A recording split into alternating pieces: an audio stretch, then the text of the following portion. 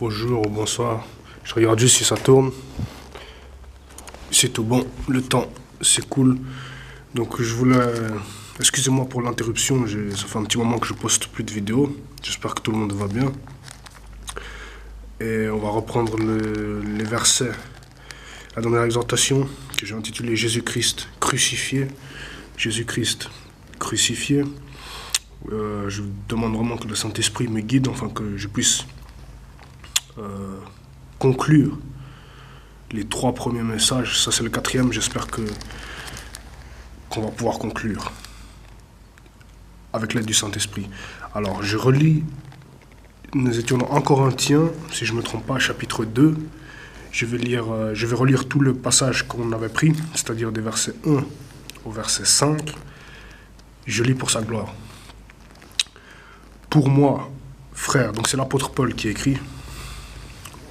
Il a écrit ça il y a près de 2000 ans. Pour moi, frère, lorsque je suis allé chez vous, ce n'est pas avec une supériorité de langage ou de sagesse que je suis allé chez vous annoncer le témoignage de Dieu. 2. Car je n'ai pas eu la pensée de savoir parmi vous autre chose que Jésus-Christ et Jésus-Christ crucifié. Moi-même, j'étais auprès de vous dans un état de faiblesse, de crainte et de grand tremblement. 4. Et ma parole et ma prédication ne reposaient pas sur les discours persuasifs de la sagesse, mais sur une démonstration d'esprit et de puissance, afin que votre foi soit fondée non sur la sagesse des hommes, mais sur la puissance de Dieu. Donc voilà, ça c'est le passage que nous avions lu. Mais à chaque fois ça coupait parce que j'avais pas assez de place sur ma carte mémoire. Là, j'espère que on va faire ça d'une traite. J'ai libéré de l'espace sur mon appareil. Donc voilà, le passage est vraiment l'apôtre Paul a mis l'accent sur Jésus-Christ. C'est ce que vraiment je voudrais faire aussi dans ma vie de foi. J'espère que c'est ce que vous voulez faire également, parce que c'est ce que le Seigneur nous demande, que nous puissions garder nos regards fixés sur lui, que nous puissions demeurer enracinés et fondés en lui, comme dit l'apôtre Paul également, comme il a écrit dans une autre épître, je pense c'est dans Éphésiens. Et donc voilà.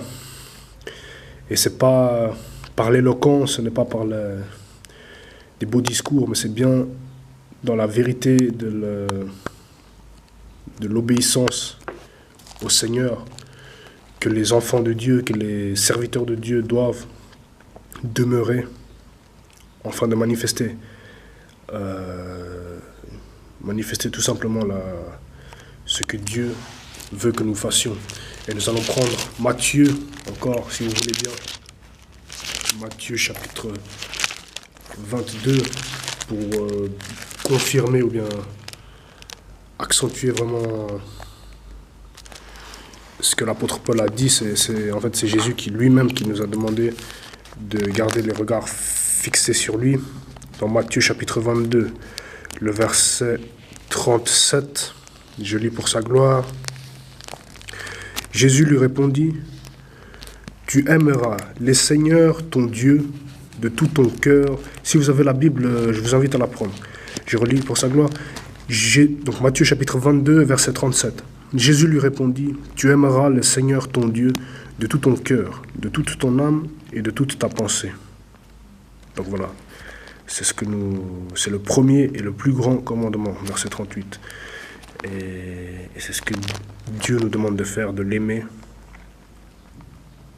plus que tout, plus que le service, plus que la prédication, plus que notre famille, plus que toutes ces choses. Bien sûr, on doit aimer le service, on doit aimer notre prochain, ça c'est très important, mais mais d'abord Dieu. D'abord Dieu. Et donc voilà.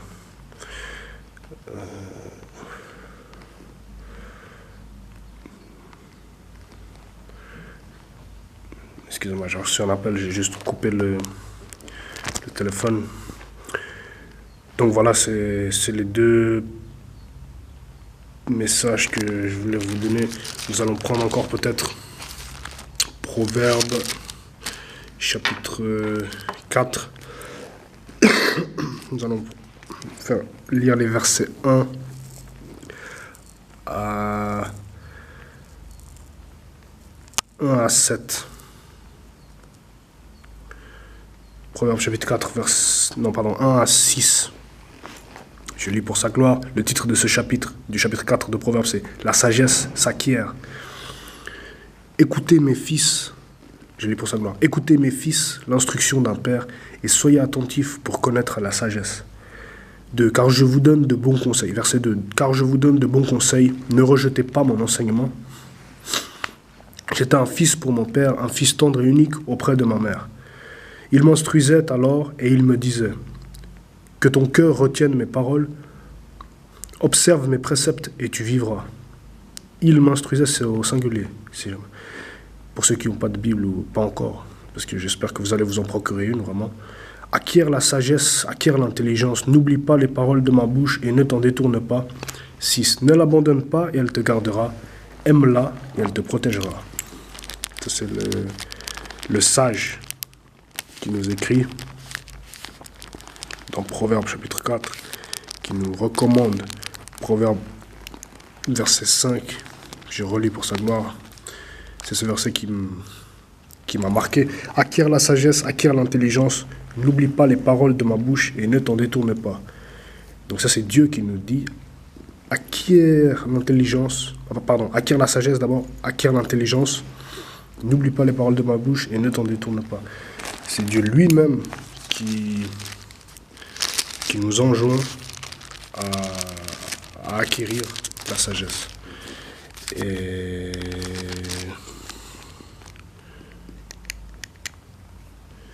comment acquérir cette sagesse? Nous allons encore dans Proverbe chapitre 15. Proverbe chapitre 15, le verset 33. Je lis pour sa gloire. Donc c'est le dernier verset de Proverbe chapitre 15. La crainte de l'Éternel, verset 33, pardon. La crainte de l'Éternel enseigne la sagesse et l'humilité précède la gloire. Donc, ce qui nous enseigne la sagesse, le commencement de la sagesse, c'est la crainte de l'Éternel. Nous dit Proverbe chapitre 15, verset 33. Et il finit par l'humilité précède la gloire. Si on s'accroche à l'humilité, si on demande l'humilité dans la prière, si on médite la parole de Dieu, les versets sur l'humilité, nous serons petit à petit, nous obtiendrons la gloire si nous persévérons jusqu'à la fin. Donc voilà le message que je vous ai concocté.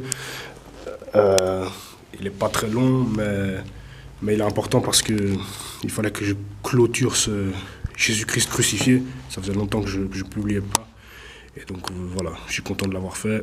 J'espère que vous avez été bénis. Ciao.